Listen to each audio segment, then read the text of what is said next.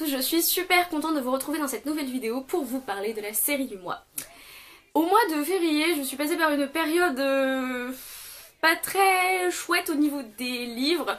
Ça a un peu influé sur mon moral du coup, ou le moral a influé sur les livres, peu importe. Et donc je me suis vraiment plongée dans une série. Supernatural, oui! Je suis devenue complètement accro à cette série. J'ai acheté la première saison il y a bien 3-4 ans. Je l'ai regardée, je l'ai beaucoup aimée et j'ai laissé ça comme ça. Je n'ai pas continué. L'année dernière, j'ai re-regardé toute la saison 1 puisque je ne m'en souvenais pas très bien et j'ai regardé la saison 2. Et je me suis arrêtée. Et là, je ne sais pas pourquoi, je me suis dit allez, je regarde la saison 3. Et alors là, la saison 3, la saison 4, la saison 5, la saison 6. J'ai 4 saisons comme ça en un mois. Ça fait à peu près une semaine par saison. Pour vous dire à quel point à la fac je ne travaille pas. Et donc je vais vous faire un bilan à la mi-série en fait, puisque j'en suis à la saison 6. Et qu'il y a 12 saisons ou 13 saisons, je crois que c'est 12, donc je suis en plein milieu. Je pense que la plupart des gens connaissent Supernatural de nom. Non, peut-être pas forcément regardé, mais connaissent tout du moins.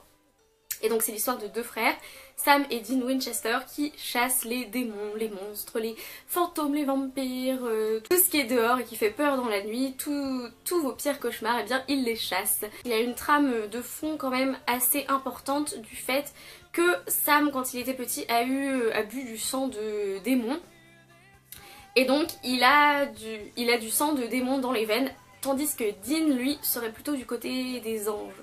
Il y a plein de qualités à cette série, évidemment, mais un des points forts de cette série, c'est sa musique, notamment. Je vous ai fait une petite démonstration là au début, mais les musiques sont top, sont géniales pour les fans de ce genre de musique, un peu rock, etc. C'est vraiment super, ça m'a fait découvrir plein de musiques. Un des points positifs énormes, c'est les personnages, évidemment. Sam et Dean, avec leur relation paternelle qui est assez complexe en fait, qui devient assez complexe au fur et à mesure du temps. Les personnages comme Castiel et Bobby, je sais pas pourquoi je fais une fixette sur Bobby. Bobby c'est toute ma vie. À chaque fois qu'il y a un épisode où il y a Bobby, mais alors là ça se trouve amélioré comme pas possible. Et alors s'il y a Castiel et Bobby en même temps, ça ne rigole plus là. Là je suis à terre. Un de mes épisodes préférés, je crois, c'était dans la saison 5, ça s'appelle Changing Channels ou quelque chose comme ça. C'est quand il y a un maître de l'illusion qui envoie Sam et Dean dans des séries télévisées. Alors là, la mise en abîme d'une série dans une série, c'était... mais c'est juste génial. Il se retrouve dans Grey's Anatomy, dans Friends, et dans une série, une émission télévisée japonaise où ils ne comprennent rien, mais c'est un épisode... Je crois que jamais je n'ai autant ri. Rarement. Un autre épisode qui m'a marqué aussi, c'est dans la première saison. C'est l'épisode avec les Wendigos, qui sont des espèces de créatures qui vont très vite, qui se déplacent dans les bois, etc. Et alors je l'ai regardé une première fois, j'ai eu peur, je l'ai regardé une deuxième fois, j'ai eu peur. Je crois que cet épisode me fera toujours peur. Je trouve que les saisons 1 et 2, et même 3, sont assez flippantes par moments, et je suis quelqu'un d'assez sensible, donc flippante à prendre avec des pincettes. Je trouve que les saisons 4 et 5 et 6, il n'y a plus grand chose qui fait peur et c'est vrai que ça me gêne un peu. Là j'ai l'impression qu'on arrive à un tournant parce que je me demande comment ils vont continuer à faire la série. En fait la série aurait dû s'arrêter là peut-être, avec Sam en enfer et Dean sur terre en train de profiter d'avoir une vie de famille, celle dont il a toujours rêvé. Peut-être que du coup ma période Supernatural va s'arrêter et que je vais m'arrêter à la saison 6 et que je reprendrai que dans 2-3 ans, je ne sais pas. Mais c'est vrai que là, ça commence un peu à s'essouffler pour moi et j'en suis qu'à la saison 6. Il y a quand même un point assez négatif. Il n'y a pas beaucoup de femmes et ça se ressent un peu parce que...